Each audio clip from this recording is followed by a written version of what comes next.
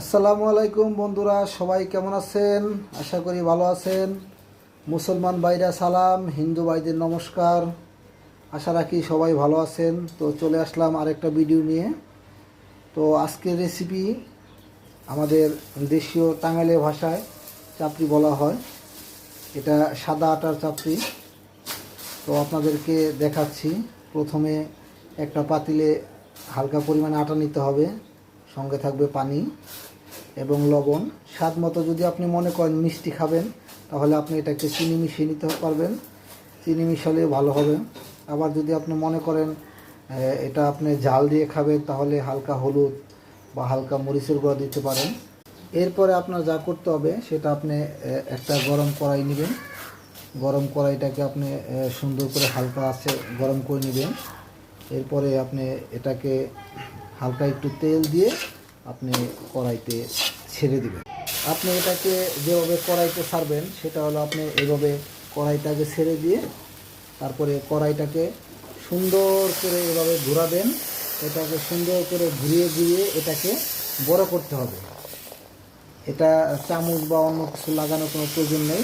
কড়াইটাকে সুন্দর করে ঘুরিয়ে ঘুরিয়ে এটাকে একটা গোল রাউন্ড শেপে চলে আসবে। এরপর আপনি আস্তে আস্তে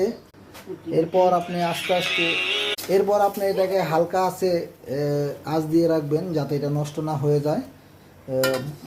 এটা আমি হালকা করে উল্টাতে গিয়ে একটু ভেঙে গেছে, সমস্যা নাই, আমি আপনাদের ভালোটা দেখাবো। তো আপনারা দেখে রাখেন সুস্বাদু চাপড়ি বিকেলের রেসিপি। কারণ অনেক সময় ইভিনিংয়ে বাচ্চা কাচ্চারা খেতে চায়, তো বিভিন্ন ধরনের খাবার আপনি বাচ্চা কাচ্চাদের বানিয়ে খাওয়াতে পারেন খুব সুন্দর করে। ছোটো বাচ্চা যার ঘরে আছে তারা এটাকে হালকা চিনি দিয়ে খাওয়াতে পারেন। অনেক সময় বয়বৃদ্ধ বা বৃদ্ধ বাবা মা শ্বশুর শাশুড়ি থাকে, তাদেরকেও আপনি খাওয়াতে পারেন। তো এটা হালকা আছে, এটাকে পাক করতে হবে অনেক সুন্দরভাবে।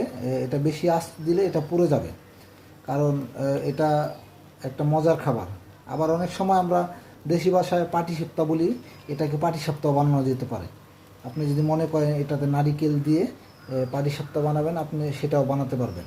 তো আপনারা দেখতে পারতেছেন আমি এটা চুলায় কীভাবে হালকা আছে এটা তৈরি হচ্ছে।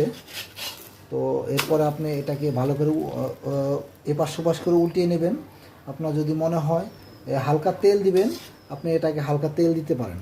হালকা তেল দিলে আপনি এটা আরও নরম, আরও সুস্বাদু হবে। দেখতে দেখতে আমার আজকের এই চাপড়ি হয়ে গেল। তো সবাই ভালো থাকবেন, আশা করি ভালো লাগছে। ভালো লাগলে চ্যানেলটা সাবস্ক্রাইব করবেন এবং ফলো দিয়ে রাখবেন, যাতে আরও ভালো ভালো ভিডিও দেখাতে পারে আপনাদের। আল্লাহ হাফেজ।